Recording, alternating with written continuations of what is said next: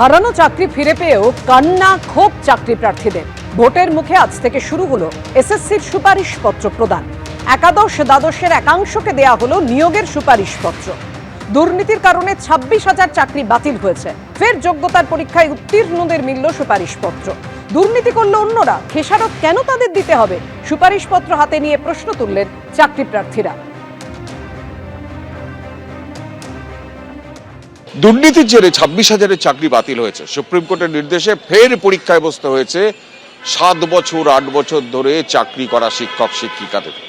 তারা উত্তীর্ণ হয়ে অবশেষে স্কুল সার্ভিস কমিশনের কার্যালয়ের বাইরে এইভাবেই লাইনে দাঁড়িয়েছেন। কারণ আজকে স্কুল সার্ভিস কমিশনের তরফে নিয়োগের সুপারিশপত্র দেওয়া প্রথম শুরু হয়েছে।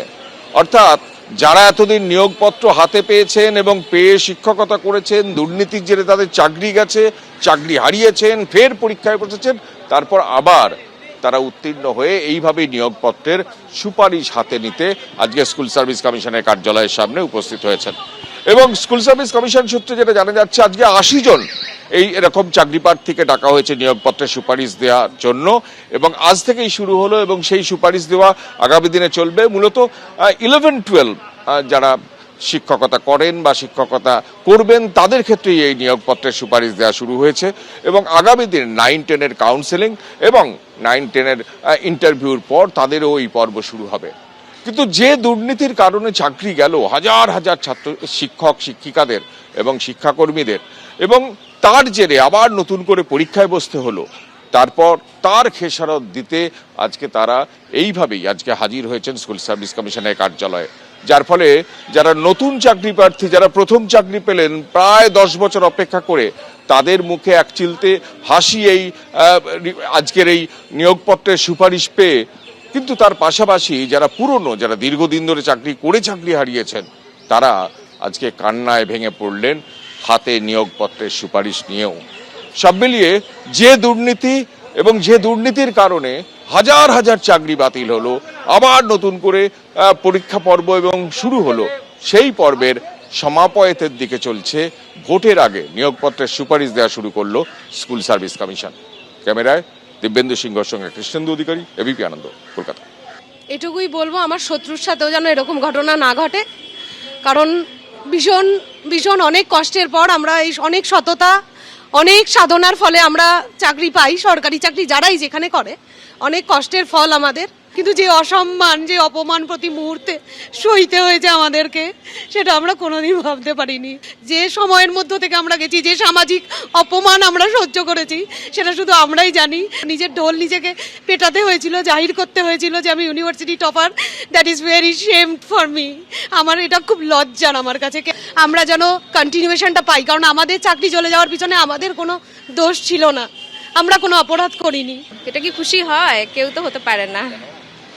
হতে পারে এত বছর চাকরি করার পর না, এটা যেমন পজিটিভ দিক যে বাড়ির কাছে হয়েছে, কিন্তু এটা মানসিকভাবে তো সবাই বিধ্বস্ত। আমরা শুধু আমি তো নয়, সবাই এত বছর চাকরি করেছি। তারপর 2016-তে তখন তো সত্যি কথা বলতে কি, মানে তখনও আমি আনম্যারিড ছিলাম, তখন যে ফোকাসটা দিতে পেরেছি, এখন তো আর সেটা না। এখন আমার কি বলবো, 1 বছরের বাচ্চা, তাকে নিয়ে পরীক্ষা দিতে হয়েছে, এই আর কি। তো কষ্ট তো করতে হয়েছে। মানে প্রেগনেন্সি অবস্থাতে হাইকোর্টে রায় দিল, আর যখন আমার ছেলে হলো তখন আমার সুপ্রিম কোর্টে রায় দিল। সেই অবস্থাতেই মানে পড়াশোনা করতে হয়েছে, এই আর কি। যে খবরে চোখ রাখবো, বিজেপি ছেড়ে তৃণমূলে পঞ্চায়েত সদস্য, এবং যে কারণে বিজেপির তরফ থেকে অনাস্থা প্রস্তাব। এবং যেটা জানা যাচ্ছে, গত শুক্রবারই পঞ্চায়েত সদস্য তিনি দলবদল করেন, বিজেপি ছেড়ে তিনি তৃণমূলে যোগ দেন, এবং তারপরেই দুর্নীতি স্বেচ্ছাচারিতার অভিযোগে অনাস্থা প্রস্তাব বিজেপির। তৃণমূলের পঞ্চায়েত প্রধান সহ 11 জনের বিরুদ্ধে বিজেপির অনাস্থা। একাধিক অভিযোগ করে বিজেপি, যদিও তা মানতে নারাজ তৃণমূলের পঞ্চায়েত প্রধান।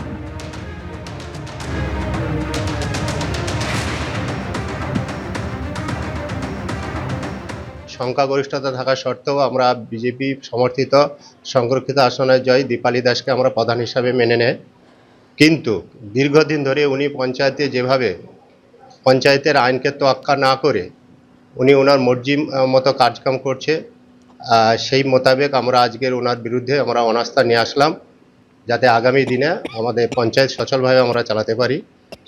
সেই অনুযায়ী আমরা বিডিও সাহেবের কাছে আজকে অনাস্থাপত্র জমা করলাম। কতজন সই করলেন? আমরা 11 জন সদস্য মিলে অনাস্থা প্রস্তাবে সই করেছি। আমি বলি উনি তো আমার দলে ছিলেন,